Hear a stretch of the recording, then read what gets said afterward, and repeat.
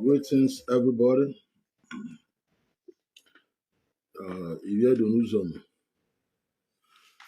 My brothers and sisters in the house, I salute you all. Today is going to be a special program concerning Edo history, concerning the Edos. Our brother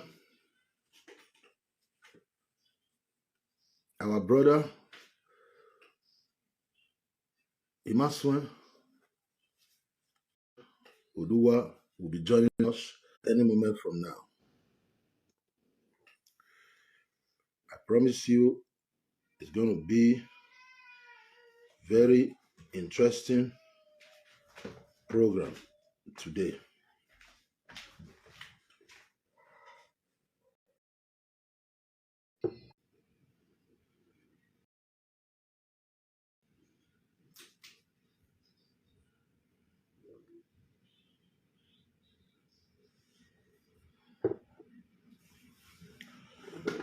Today we are going to be talking about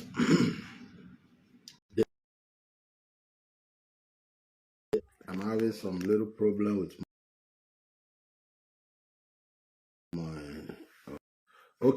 my brother, you can come in. You can call me through Facebook video call here so that I can bring you in, and let's start.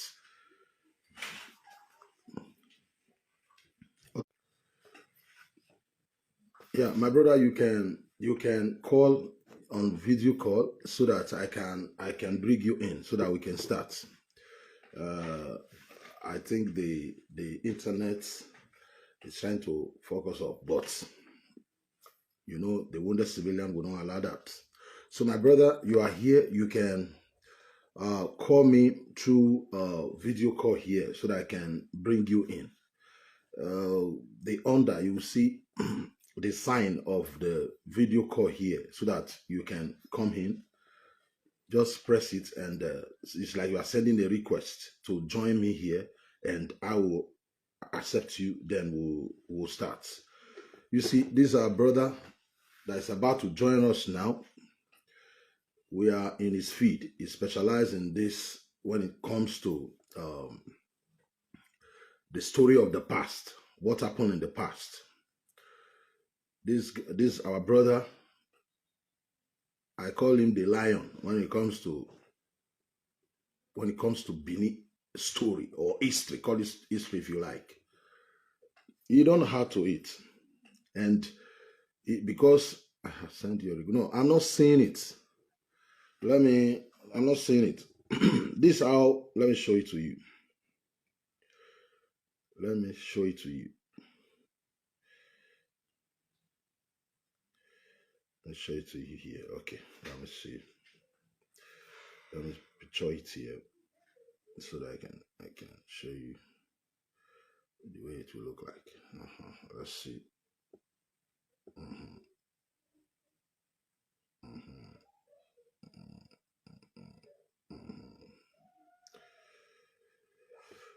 Okay. Okay, let's go. So, my brother, let's say it is like this. Just like this. So you're going to send me a request here, this place, this very place. You're going to send me the request here. Just type this place, and I will see the sign here, and I will bring you in.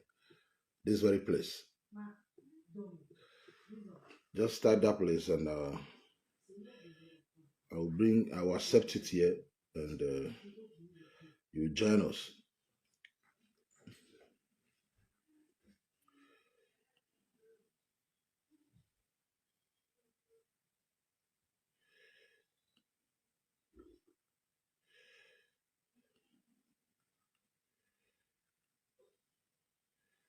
So that's it. Immediately, once our brother send us request here and we'll see it, then we continue.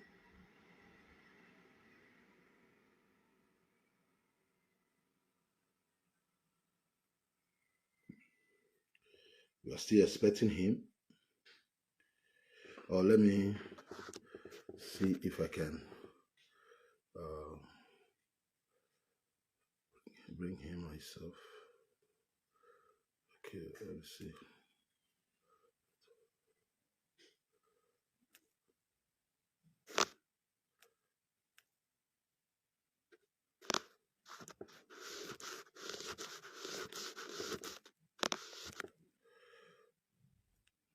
Okay.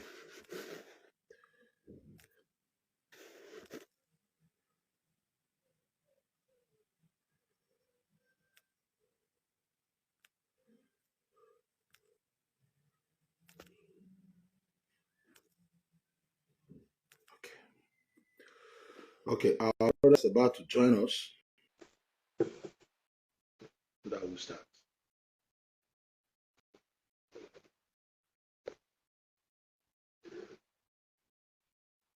Okay, I think he's with us now. Thank God. The devil is a liar. We can't be planning to talk about our Edo. The internet will be fucking up. Alternate, can you hear me? Yes, I can hear you. Domo. You are welcome to the program. We are very happy.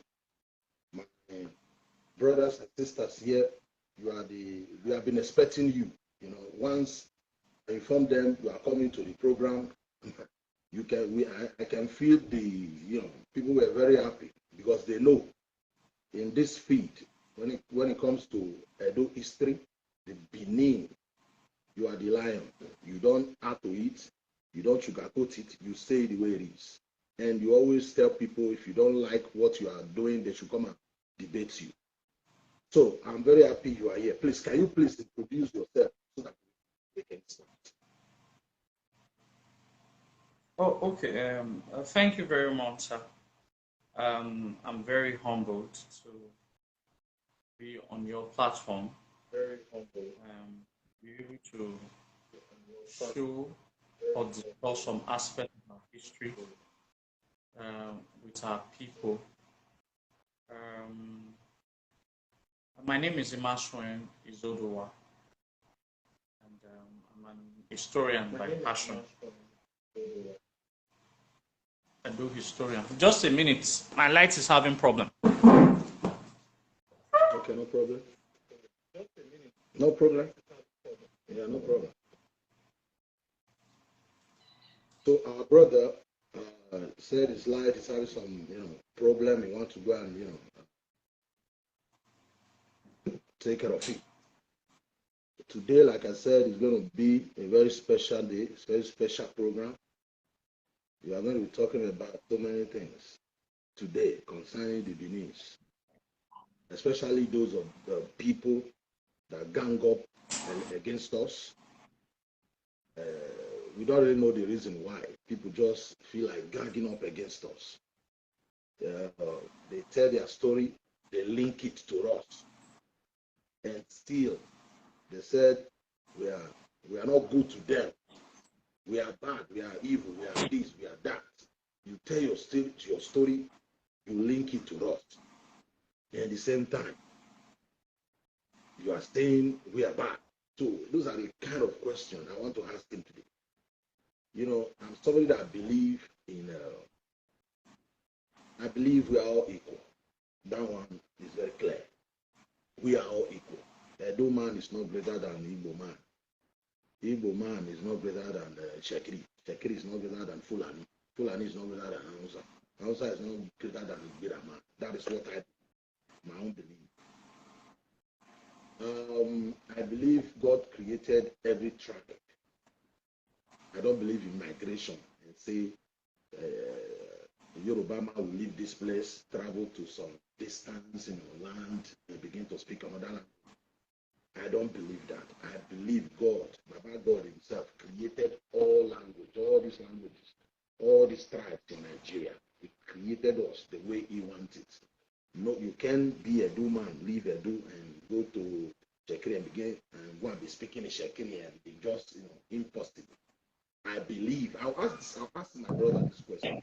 I believe, they said we are all brothers and sisters because some group of people will leave this place and go and join some group of people somewhere.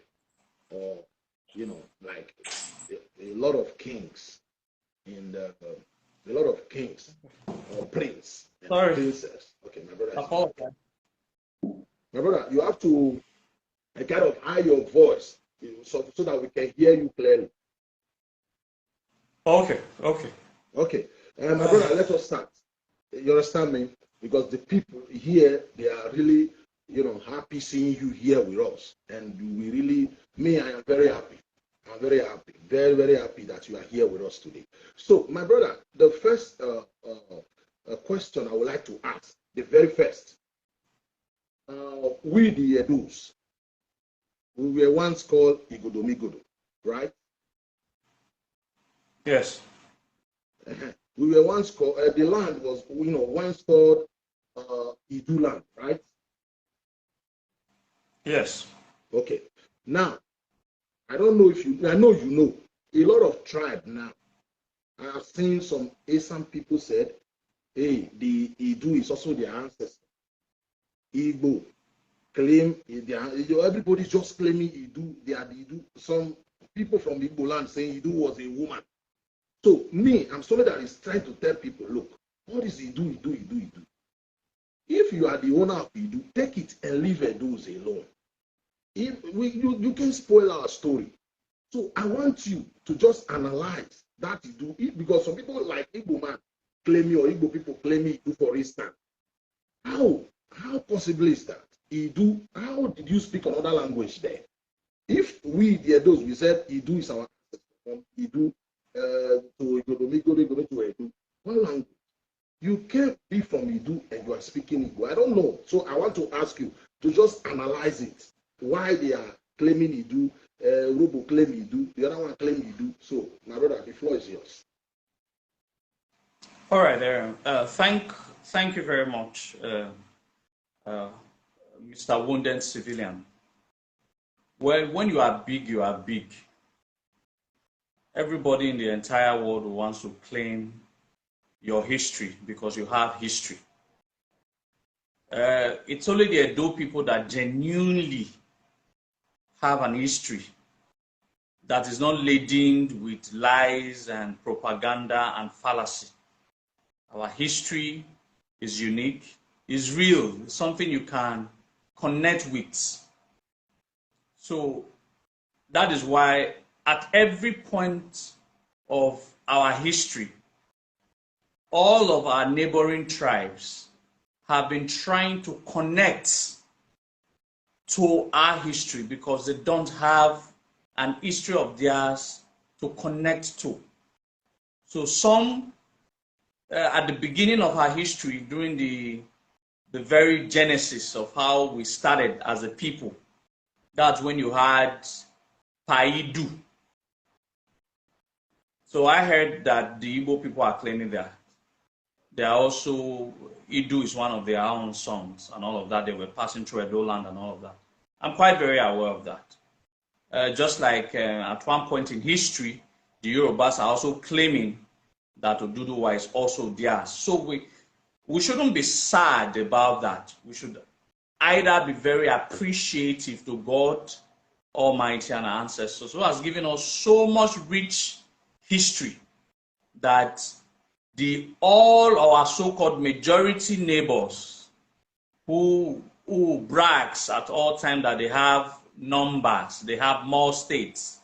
All right, one thing that keeps tying them to this minority, the so-called minority tribe that they call the Edo tribe, is our history. They don't have what we have as an ethnic group, and that is why they want to try and connect to our history. And what will a usurper do? A usurper will always want to come and say that instead of to show the envy, that they envy the true owner of those history, they want to try and usurp the history for themselves. Well, Idu is the most prominent Edo man that history can remember.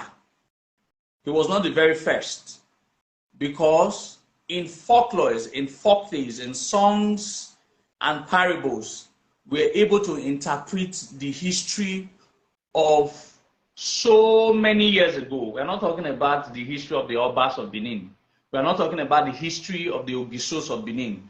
This is an history that dates centuries of years back, before the eras of the Ogisos, before the eras of the Obas. So this is probably the very beginning of our history. That is when you talk about the Idu history. All right? The Idu, it's an Edo word, or it's an Idu word, it's an Igodo word, it's an Obinin word that means the beginning. You see it very prominent in almost all our day-to-day activities. Idunwe Igbo, Idunwe Olia, the heart, the beginning. And all of that. But don't also forget that it is part of the extant history of the Edo people through songs that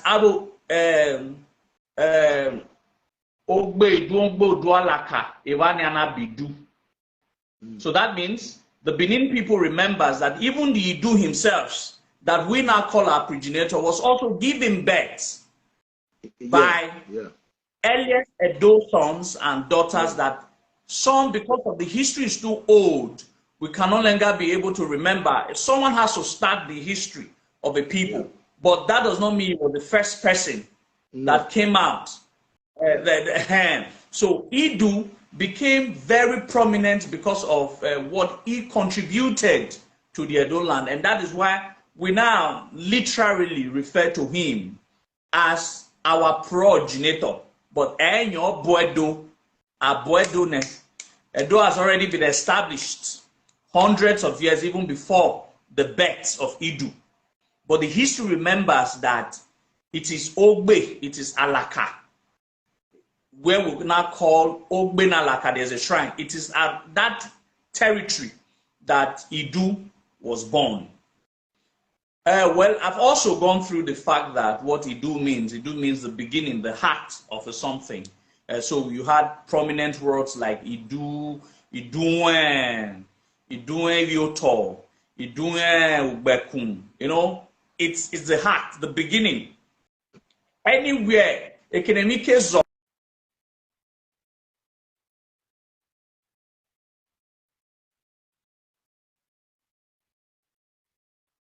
the heart. All right. Sorry about the network. It's like a heart of a matter. It's like a heart of a something. That's what the Benin calls Idu. All right. Now, Idu had, at the time, what brought Idu into prominence was because of some environmental troubles that our land faced. All right, an environmental trouble. In short, it is the entire world that had that issue. The word historians call it the post-Adamic cataclysm, the flood that took half of the entire world. The Edo people also had that flooding issue. So because we are quite very close to the shoreline, we needed to move up north, somewhere a bit far off from where the water, the flood can wash us off from the surface. We moved up north. So around a present location we now called Kogi, it was the Idu man that led every other people in our locality to a present location, a present place now that is now believed to be Kogi State. All right. He moved every other tribes that was also looking to survive, whether as Igbos or whether as Yorubas that were in present-day southern Nigeria, also moved to that place. And they conjointly named that place Uhe.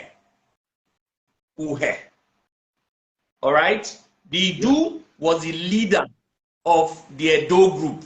The people now regarded as the present-day Edo people led us to a place. We now referred to that place as Uhe. In there, he gave birth to 3 sons and 4 daughters. He had 7 children. In there, he died. He was buried. All right, he became the very first leader of every other tribes. So the place that we settled, we now referred historically as Uhe. We're not the only people who stayed there. Every other tribe also came there. And that became like a melting pot of a civilization. Because a melting pot of other civilizations, we moving there, other tribes moving there. So it now became a multi-ethnic society. Led the first ruler of the leader of all of these tribes was Idu. A shrine was built for him, and a shrine was built for him there that the Edo people worshipped him. He died there and was buried. And a chief, a sort of a priest, was chosen to propitiate the holiness of Idu. And that priest is what we call Azama. All right. But after our father, our now progenitor, died, his children, most especially his 3 sons, Aka, Efa, Emehi, all right, started to have troubles with every other ethnic groups, most especially other ethnic groups that leadership that were not in control, because the first people to have a leader that ruled the entire Uhe people was the Edo people. It was rotational. After the Edo people, it moved to other tribes. So, but those other tribes envied us. So they made Uhe unbearable for the children of Paidu. They had no choice that they had to return back to their original home. Get it very clearly. A lot of people have made this mistake, generally saying that we came from Kogi. No, we were always from here. God created us right here in our land. Only that at one point in history, we moved. All right? The contingency group that moved, not all of them returned. It was the sons of these people who moved initially and eventually returned. after the flood issue had subsided. So they moved back. When they moved back, some died on the way, like Aka, the first son of Paidu. It is the Aka that the earliest Urobo people came from. The Uobos are direct descendants of Aka. All right, but Aka died on the way, and other two sons, Efa and Emei, got back to this land where we now call Benin City. Got here, and the first place they were able to settle was at the Ikpoba Hill. All right, they settled at present-day Ikpoba Hill, and looking at the beautiful Ikpoba River and the Ogba River, they called the land of their ancestors a place of heavenly pageantry. And that in an ancient Edo language, it is called Ubini. Ubini means in ancient Edo language, a place of heavenly, a beautiful place, a place of heavenly pageantry. Let no man deceive you. Ubini as a word was already in existence hundreds of years before we were later also called Igodomigodo. Ubini is an older statement than the word Igodomigodo. It's way older than, it's almost 3,000 or 4,000 years older than when we started to have relationship with the Ife people. So the concept of the word Benin coming from Ile Binu is totally absurd, and it's not historical, and it's not concrete as far our history is concerned. The word Benin came from Ubini, and Ubini as a word had existed thousands of years before we ever had any relationship with the Ile-Ife people. So the word Benin that we are now know today is coined from its original term, Ubini, meaning the place of heavenly pageantry. At one point in time, the land was referred to as Ubini because that was the name the two remaining sons of Paidu gave to our land, Efa and Emehi. All right, now, it was three groups, the Aka group, the Efa and the Emehi group. The Aka group broke out and went to present-day Udo land. The other two, the Efa and the Emehi, came to present-day Benin land. Now, Udo would have taken precedence. Udo would have been the capital of what eventually became the Benin Empire. Why he did not become the capital is because the staff of authority of Paidu was taken by his chief priest, which we call Azamanuhe. That staff was not taken to Udo. The staff was taken to Benin. In later years of our history, 1,000 years later, the Benin had so many wars with the Udo people. The Benin always won that war because the staff of seniority, the staff of recognition, the staff that recognizes us as an ethnic group was already buried here in Benin. It's in the heart of Benin. The staff is still there to date. It's just that I'm not permitted to talk about the whereabouts of the staff. So that is why all the wars that the Udo people had with the Benin, they could not conquer the Benin, even if we were all Benin people. But they wanted the capital city to go to Udo because Udo, by right, are the first line of Paidu. The second son is Efa and the third son is Emehi. However, once it happened, the Azamanuhe honored Obai, the staff of authority, he placed it here in Benin, and that's why Benin remains undefeated with every other branches of Paidu. All right. So if Igbos or any other persons are laying claim to Paidu, all right, it therefore means at one point in history they were our children. Legitimately, every Edo man must either be of Efa. It's either you are from Efa family, you are from Emehi family, or you're from Aka family. The Lamogun, the Latose, the Isee, the Isee, they are all predominantly from two families. Two family of Ogi Boedo, the remaining two sons of Paidu, Emehi, the people who greet La Mehi, and Laidu, that is the Efa family, where you have Ugefa. All right. So basically, if Igbo claims that one of their progenitor is Idu, it therefore means that they are our children, because the only way you can be of Idu origin is for you to be of Benin origin, because Idu himself is an Edo man. The history already has connotes where he was born. All right, we know where Idu was born. We still have an Ihimi tree at Ogbe. We call it Ihimio Tedo, the oldest Ihimi in the entire Benin Kingdom. It's still existing. Is that the Ogbenalaka shrine? All right, that is the Ihimi. It was the conclave of that Ihimi. That was where Idu was born. It was from there Benin started to expand to every other what we now refer to as the 31 premium towns. It was 31 premium quarters that makes up of the original Benin, 31 of them. Ogbe was one, Alaka was one, you have Imi as two, Umudumu as four, Ugbekun. They were like 31 of them, the premium quarters, and all of them were named after Idu. Idunwe Ivioto, Idunwe Ugbekun, Umumidun, and all of that, etc., etc. So let nobody comes up with the concept that they are of Idu.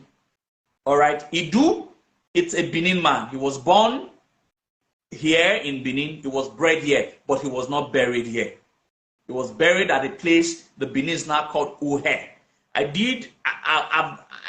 done over an hour documentary trying to say that Uhe is not present-day Ile-Ife in Osun State. The original Uhe that the Benins knew that Paidu was buried is at the present-day Kogi State. Because when the Portuguese people came in the 15th century, some Obas of Benin were still paying tribute to Paidu that was buried at Uhe in Kogi State. So they gave a geographical description of where the Obas of Benin used to go and where they paid tribute to. It could not have been southwest. According to the map, it said the place is northeast of Benin, and it is a town below the great waters. There are no great waters in Osun State.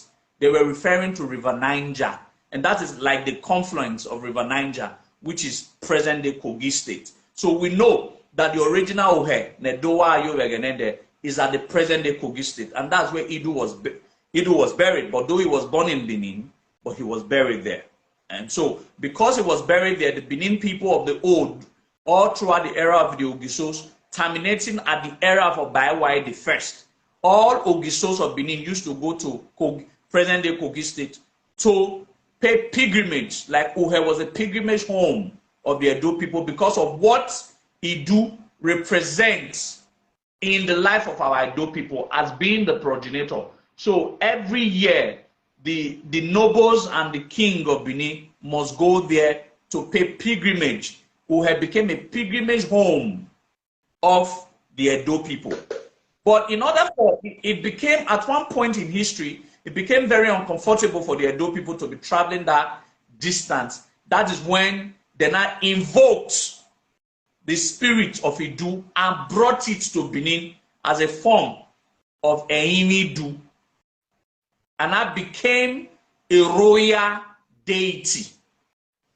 All right, it used in the old, it used to be for every Edo man. But after the invocation, when the spirit was moved from Uhe, because at the time when the Uhe was not declining, the Benins of old realized that they needed to move the spirit, the spirituality of Uhe back to the original home.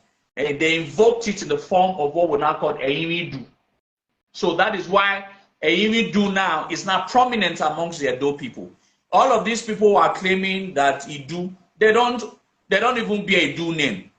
Idu Bowa, Idu Onze, Idu Eyekeme. We as enshrined the Idu concept, and we are the only people who are related to Idu that still sanctify spiritually the concept of Idu through Eimidu. Igbinidu. a lot of Benin names. None of these people bears Idu as any of their names. We still appreciate what Idu represents in our history. And that shows that he was never a foreigner in our midst. He is part of us, and every other person who is connected to him, we are very happy. All right. So every other later tribes who left Benin to form, like the Asans and all of that, they have a right to also claim Idu, because indirectly they are children of Idu. Directly, we are children of Idu. Indirectly, if Igbos now say that Idu is also part of them, that means they are indirectly children of Idu. They are directly our children, and indirectly the children of Idu, because we are the descendants of Efa Emehi, the two surviving sons of Paidu. So whoever comes from us is indirectly the son of Paidu. So whoever is claiming Idu is not wrong. But he or she must also agree that when you claim Paidu, you are also an Edo man, or you are also a breakout group from Edo group. You cannot claim Paidu and say that you are not an Edo man, because Idu himself was born in Edo land and is an Edo man. So this is the concept. It was in later years when we started having formation of kingship through the coming of the Ogisos that Ubinin eventually was not changed to Igodomigodo. Can you tell us the story how the Igodomigodo come about? You know, we have been dealing on the era. Now let's talk about, because after Igodomigodo now, we now enter Igo. Please tell us about Igodomigodo before, and Ogiso, just wrap it up together. Igodomigodo era and Ogiso era. Because when it comes to the last Ogiso, something happened, which this I would say the Benin enemies, they are trying to change some story concerning let us deal with Igodomigodo now. We are getting there. Go ahead, my brother. All right. The Benin, what people really did not understand is that the oldest system of government in Benin is not kingship. The oldest system of governance in Benin is gerontocracy or John-wayship. The oldest system.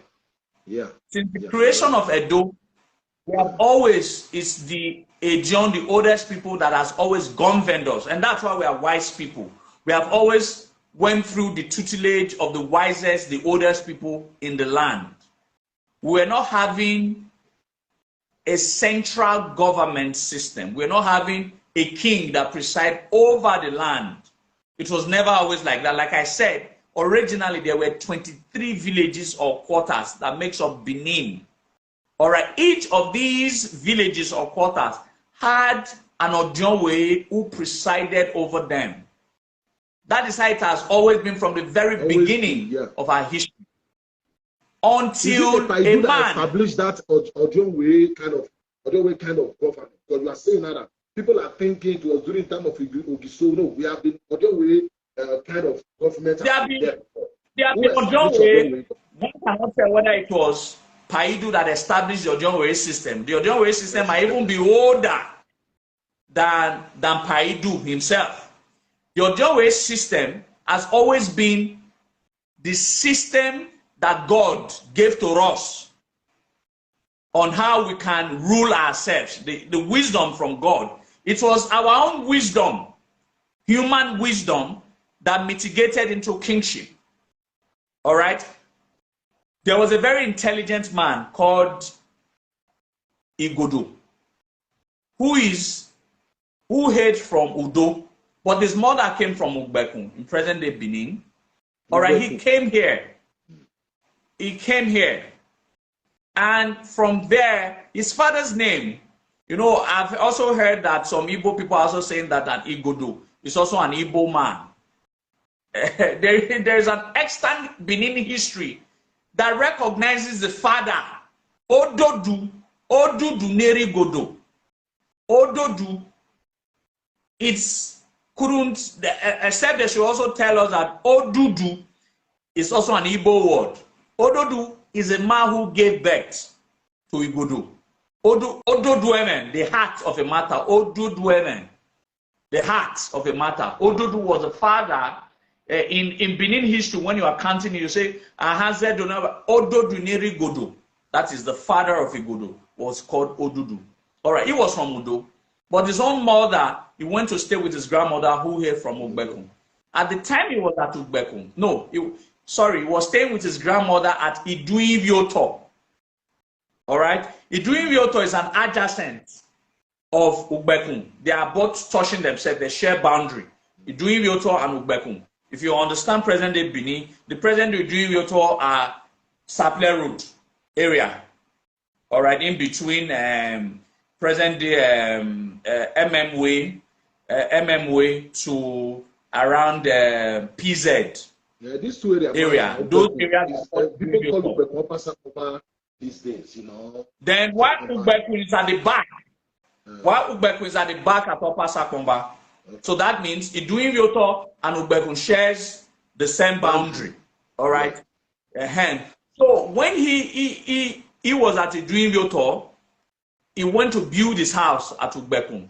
Then he started to nurse an ambition of having a central government. So he started to lobby.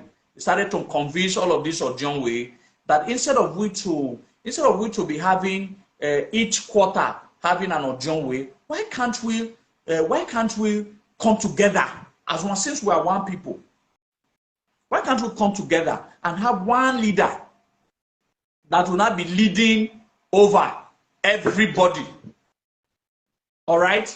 Okay. Then I said, well, it will be difficult. How do we now convince the people? Because each of these quarter have been living independently of the other quarter. How do we now bring all of these quarters together to now have one person from one of the quarter to rule over them?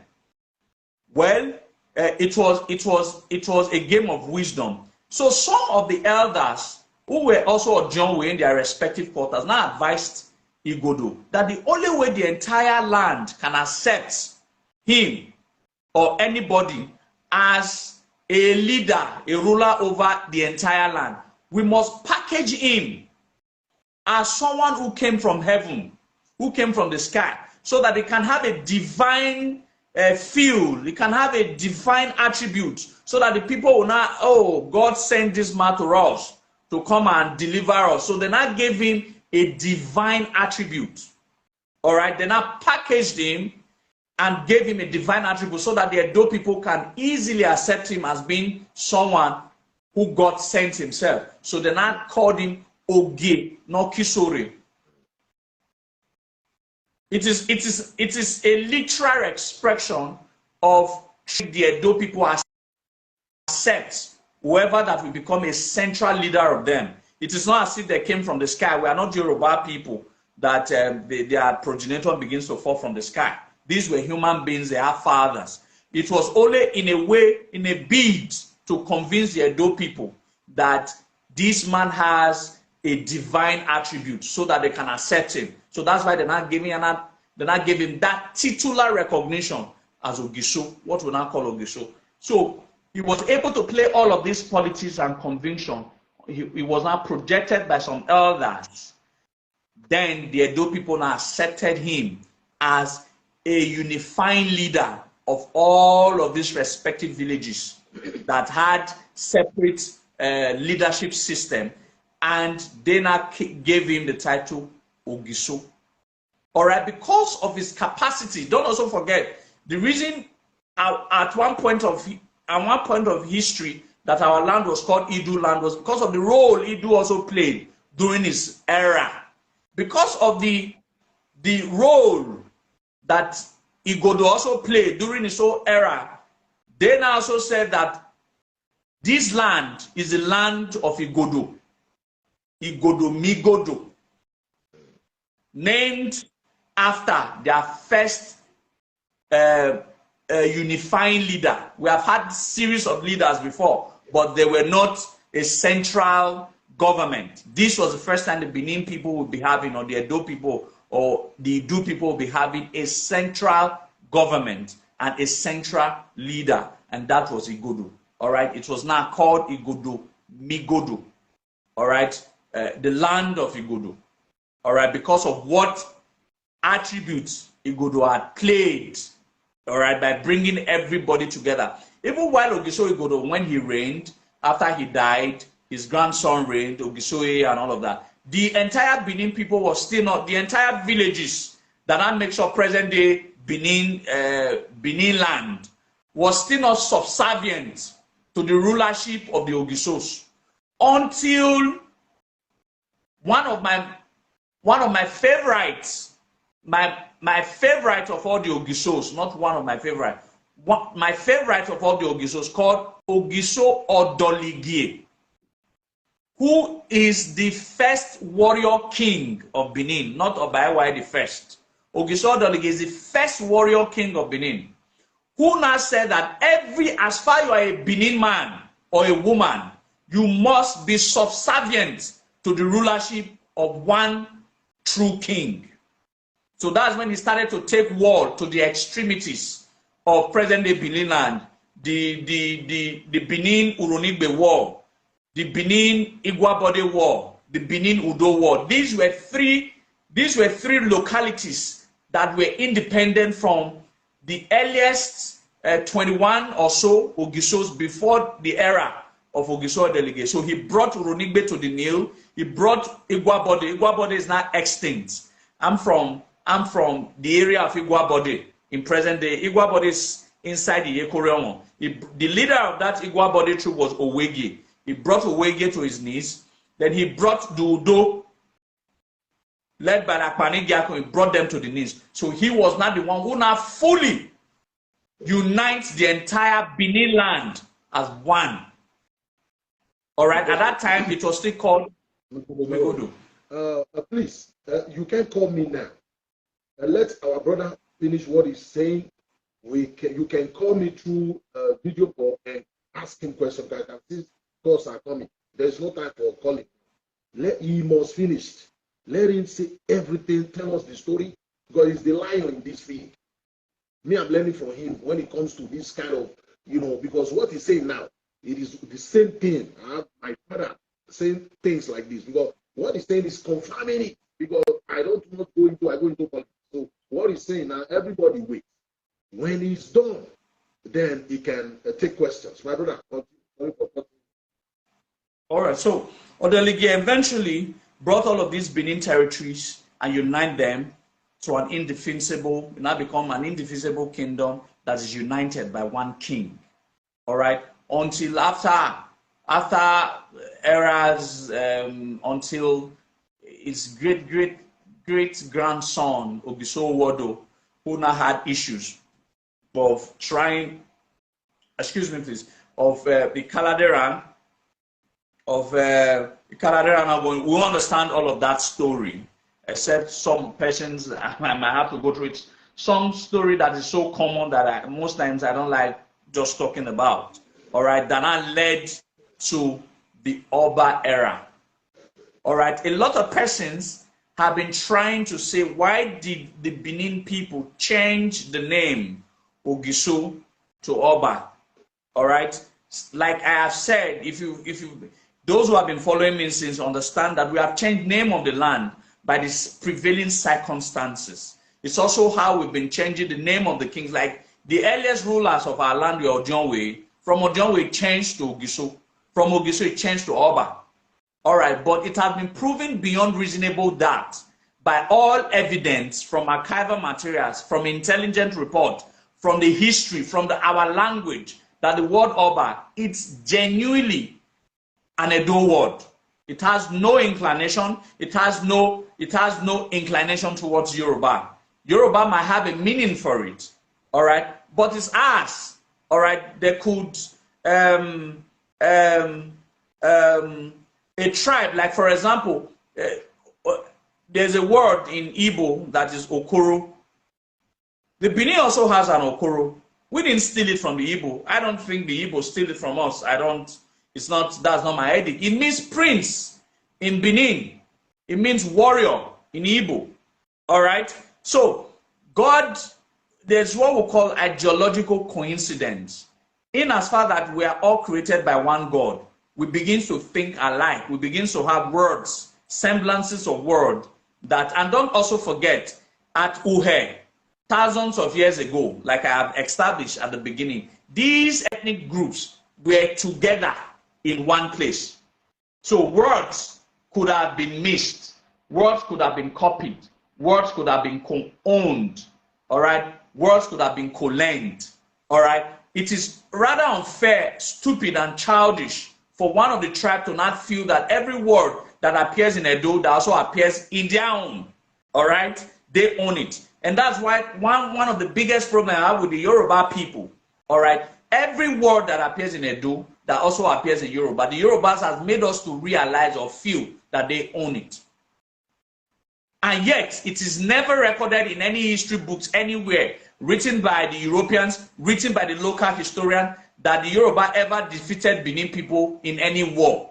In any war, no. We subjected half of their land, half of the entire Yoruba land was under the supremacy of the Edo people. Now, the people who we saw beaten, who we saw dismantled several times historically, how then do we not steal their words? How then they didn't copy anything from us? Yet it seems that we copy everything. That's where the rationale, I'm always questioning the authenticity of their history. All right? So, basically, the word Ogiso changed and that became Oba, and another Edo word. And it has been so to the very present day. All right? So, don't also forget that after Igodomi, after the eras of the... Okay. So, my brother, there's something I want to ask. Now, a lot of fake history, fake stories. Sometimes people brainwashing some of our own against us these days. Sometimes what comes out from what is coming out from their mouth make you like, is this, what is happening? You know, it has never happened like this. Somebody that calls himself, he will claim they are from Edo. Every day, how to bring his people down, how to, you know, I've listened to some of this, I call them monkeys, sorry, using that word, I call them monkeys. You see this where this Igwe festival, especially this people from the east, the Igbos, he said where is their thing now. You see that Oyoyo, everywhere no Oyoyo, it is not Igbo word. You know, the Igbo boy, we are saying, yeah, you know, in our Igbo, we say Oyoyo, they not change. So this is thing, what I make me laugh. Well, that is not what I said. Now, I want you to tell us, because what I know, I see Ogiso Owodo as a weak king. Sorry to say, because of what I know about him. Because he couldn't defeat this monster. What is his name? Osoga. Osoga. Now something happened. His only son was, you know, banished and went to Yoruba land. He became the Izoduwa there. But you see this, before I go, there is this guy who claimed he's a Benin guy. I don't know where they live. Called me one time. I believe they called you. Trying to instigate tension. Saying they are, you know, he said all kinds of nasty things, which I cannot say with my mouth. I keep stopping him. I said, you must be mad. He said they are doing this right now. They want to do that. They want to do the balance. You know, he said he was calling from Japan, something like that. I know. He wanted to do somebody like us to instigate tension, troubling. But when I came back I went to Benin about a month ago. The first thing I did is to go and check some certain place, whether they are doing anything. And discover justice. But these people, what they want to do is to bring us down. So I want you to tell me what happened during that time when a Canadian left Benin. Because what I know is that this Idayi, it was Idayi, it was not the Oba or the Izo then. Because there was nobody to step in. I believe Edo wanted him. He ruled Edo for over 30 years and he wanted to give it to his son called Game. Game never ruled Edo to me. He wanted to, you know, kind of after he want to continue this kingship lineage, hand over to Game, but Edo said no. That's what I know. So I just want you to tell us that part of the story.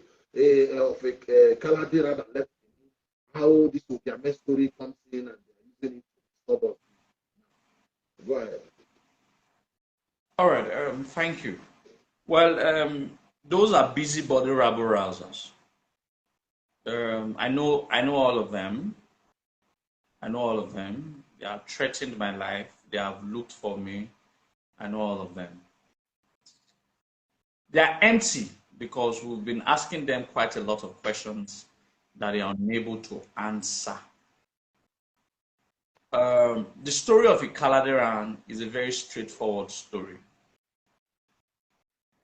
A story of a conspiracy against him by his stepmother.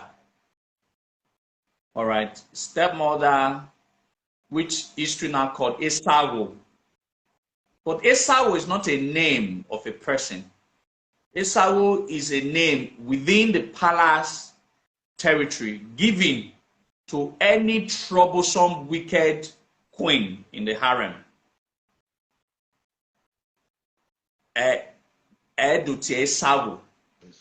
The first wives of the Oba of Benin in the old were called Enahe.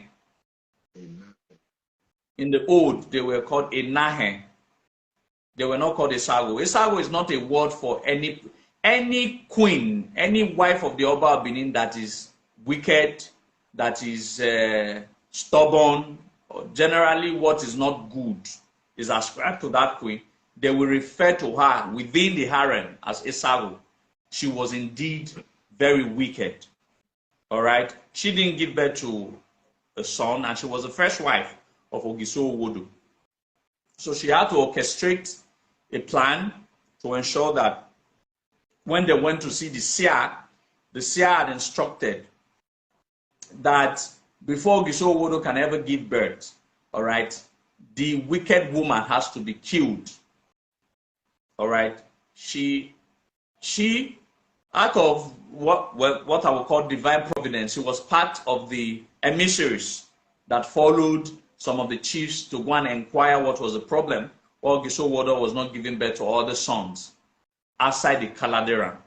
So she was preview to that statement, that the statement of fact or the oracular divination that the wicked woman in the harem must be killed. She was a witch and she has to be killed. So she was privy to hear what was spoken against her.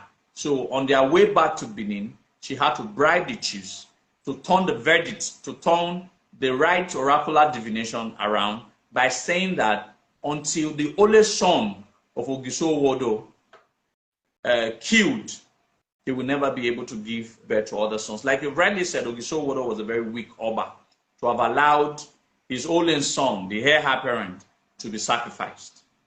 However, like the providence, like the divination, like what God has arranged, all right, he was spared by the executioners.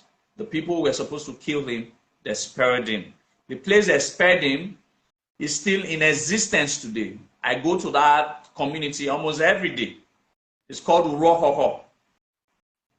Instead of killing him, they killed the Ohoho, the fowl, and used the blood to tell the father that he was killed. Or at that place is called Urohoho, named after that incident that transpired against the Kaladeran. So when people are saying that the Kaladeran, when some liars are saying that the Kaladeran never existed, they should come to Benin. All the trademarks, all of the places that the Kaladeran got to, and now we establish all of those places, the trademark is still there to date. Urohoho is a community still in existence to date called Urohoho. It's on the map, the Google map. People can always search Urohoho. So he was spared. He ran, but he was told never to return back by the executioner because the penalty of going against what the Ogiso had instructed is death. So they had to plead that he should never ever return. So that is why he's called self-exiled. The Benin was not, the king did not tell him to go on exile. He only instructed that he should be killed. It was himself that went on the exile himself. That's why rightly our self-exiled prince. All right, it was a decision he took upon himself never to return Benin out of the utterance or out of the plea of the executioner. So he begins to meander until he got to a place now called Ugoton. He established Ugoton, and he was a worshipper of Olokun deity. So he established the Olokun deity at Ugoton. All right. Eventually, he left Ugoton and he went first to Okada. We have all of the maps. From Okada, he went to Erua. He went to also establish a village now called Erua at present-day Wonde. From Erua, he now went to Kogi State. It's a story that I don't like talking about because we are planning on doing a documentary that will shut everything up. Ikaladeran did not go to Ife at first. He went to Uhe at first. He went to Kogi State. All right? The Gala people have a documented history of Ikaladeran coming to Kogi State. It was from Kogi that he left before going to present-day Osun State. I did a documentary about that. I explained the process. He was the one who took the glory of Paidu to present-day Ile-Ife, all right? Where the earliest Benin historians now mistook Uhe for Ile-Ife. Uhe is different from Ile-Ife. Ile-Ife is at Osun State. Uhe is at Ile-Ife, Ife, or Ufe, Ife. It's still an existing place in the Gala land in Kogi State till date. All right? It's still an existing place in Kogi State till date. So Ikaladeran went to Kogi State. It was from Kogi State he now went to him. He meant that I went to Osun State before he was not recognized by the Yorubas as their king, Izoduwa. All right? The context is we had a prince who left here and became a king over there. And when he left, there was now a vacuum of leadership. Ogiso Wodo died, all right? And the chiefs were aware that Ikaladeran did not die, actually. They were aware. So they tried to retrieve Ikaladeran. Ikaladeran refused to return. After Ogiso Wodo died, the Benin people became a people that had no king. At that almost time, that was when the monster of Shogun began to attack and kill people at the Ogiso market, which was eventually now named Agbado. Agbado, Agbare, when you go to the Ogiso markets together, they don't return. So Edona Agbadueki, Agbare. So that's when the market at Akpakpaba, present-day Akpakpaba, changed from its original word, which was Ogiso market, to Ekiogiso to Ekiagbado, all right, or Agbado market. So the man who was from Eyanudie, called Evian, a Benin man, was able to, he was a blacksmith, was able to provide solution to defeat that monster. So he now became very prominent, remarkable figure. So the elders, the kingmakers, headed by Olia, realized that on the temporary basis, we have to have an administrator who will head forth the kingdom until they were able to resolve the crisis of kingship. So that is when they now asked Evian to be an Edai, an administrator, not as a king, Oyoba or Yoba. All right? Not as a king, but as an administrator. So he now became a powerful administrator. Towards his twilight, he was power voracious. Towards his twilight, he had 3 sons. He wanted one of his sons to become after him. So that is when the kingmakers now reminded him, king, you are just an administrator. Ordinarily, when you die, they can decide to choose the administrator. But he now said, he insisted, because he had already had sway in this land for more than 50 years. He had already had disciples. He already had followership. He already had fans. He had followers and all of that. So he, to an extent, was already controlling a bigger part of the kingdom. So he had bigger stake even than the kingmakers. Now the kingmakers, understanding that he cannot be wrestled because of his fame, of his popularity in Benin Kingdom. Instead, they now decided that the only one person that can wrestle that seat from him is the rightful owner. So that is when they went to Ife direct. The Benins did not go to any land. They went straight to Ife. That means they knew of all you know how many hundreds of kilometers you have to pass through. The journey will approximately take you about 5 weeks from Benin to get to Ife by trekking with all of those bushpaths. They did not stop anywhere with every other communities that were around, that were very close to Benin, but they went straight to Ile-Ife because they already knew that the heir apparent, Ikaladeran, was at Ile-Ife. So on getting there, obviously, he was already an old man, all right? At the time he left Benin was in his mid-20s. Now, almost about 60 years later, he could have been over 80 at that time when the Benin chiefs went to meet him, led by Olia Awoma, led by emissaries. And when they got there, he was able to recognize them. They were able to converse. Don't forget, before then, there's no history that is written or documented that the Benin people have ever had relationship with the Yoruba people, the Ife people. So when they got to Ife, how were they able to establish conversation with the Oduduwa? They had a language of conversation. They had a language that they spoke with Oduduwa that convinced Oduduwa that he had. Oduduwa just did not give them any of his sons. He gave them his favorite because he knew where he came from. He knew what Oromiya was. He knew that Oromiya was high-handed enough, was a soldier like him, was brave enough to be able to curtail the excesses of his people because he knows how stubborn that we are in terms of containing us. So he had to give them his best. No father gives his best child to a foreigner. No father gives his best child to a foreigner. He gave his best of his children to what the Yorubas now call foreigners. Obviously, you and I know that he gave his best child to his ancestral home. And that's how Oromiyan came to Benin. All right. When Oromiyan got to Benin, Evian had already died. Evian had already died. It was not Evian's second son, Erebo, that was now administering, not as a king. All right. Now, you must understand an event that happened 300 years earlier. That is imperative.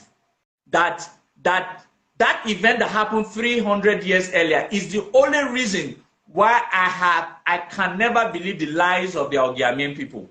It is very imperative. I always tell Benin people who always come for my historical lecture, it is one imperative. There was an oath that was taken by Ogiso Oriagba. There was an oath that was taken by Ogiso Oriagba and the 5 elders. That oath is the first promulgated law of kingship in Benin during the eras of the Ogisos. And that oath was that only the son of Ogiso that must be an Ogiso. Only. And it is imperative. Wait a minute. And wait, please.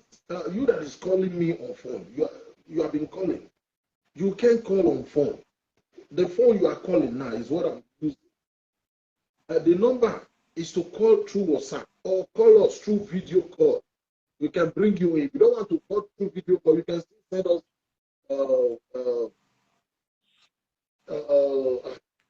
call us here and we will bring you in. If you can't do that, call with your WhatsApp. That number, you can call through WhatsApp, but you can't call direct or call through video call. If you want to really ask our brother here any question, through video call, it will answer you. Or through WhatsApp, you can't call direct number because I'm using the phone. So no need of calling. We can pick it. So my brother, you can continue. All right. Like I was saying, there was an oath that was taken by Ogiso Oriagba and the 5 elders. The oath of primogeniture, the oath of the succession. 7 laws of the land we agreed upon. The first, that it is only the son of the Oba, all is next of the Ogiso, all the next of kin that must be crowned by Olia and his group members. All right? That was the law.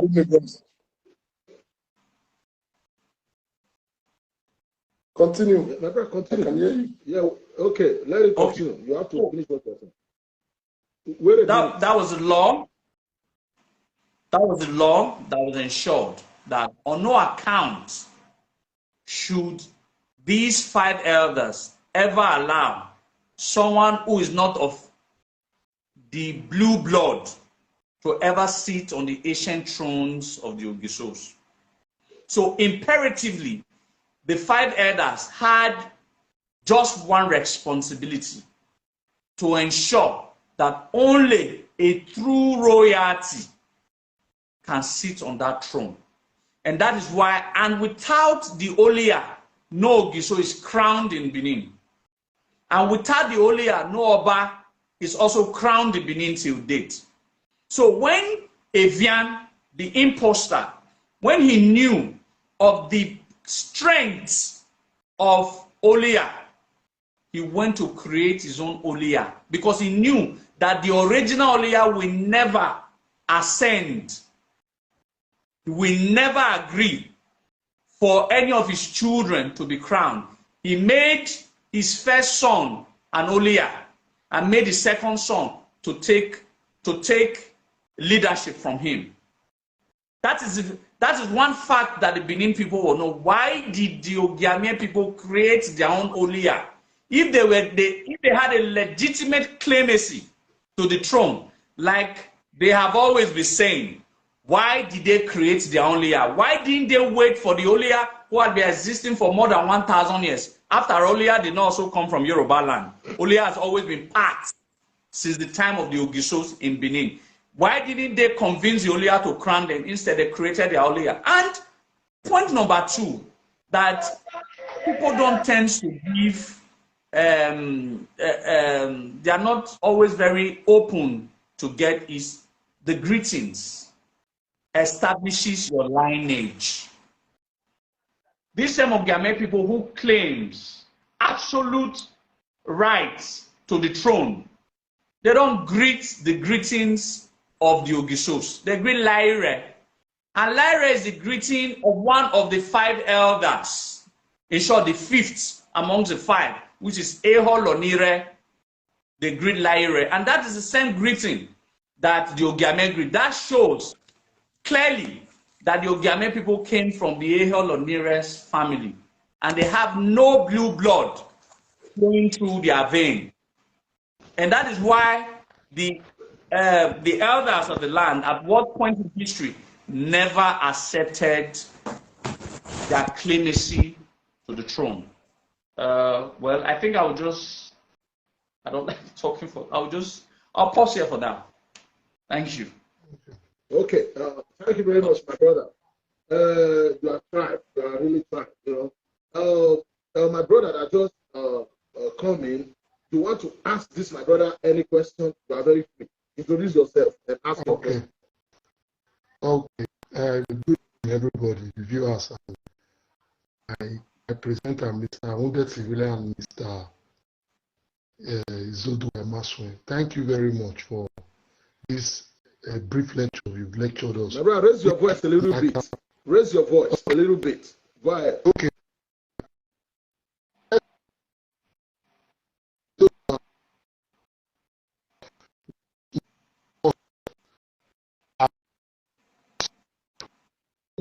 We are not understanding it before, but now we say it, and most of us have understand it. But I'm trying to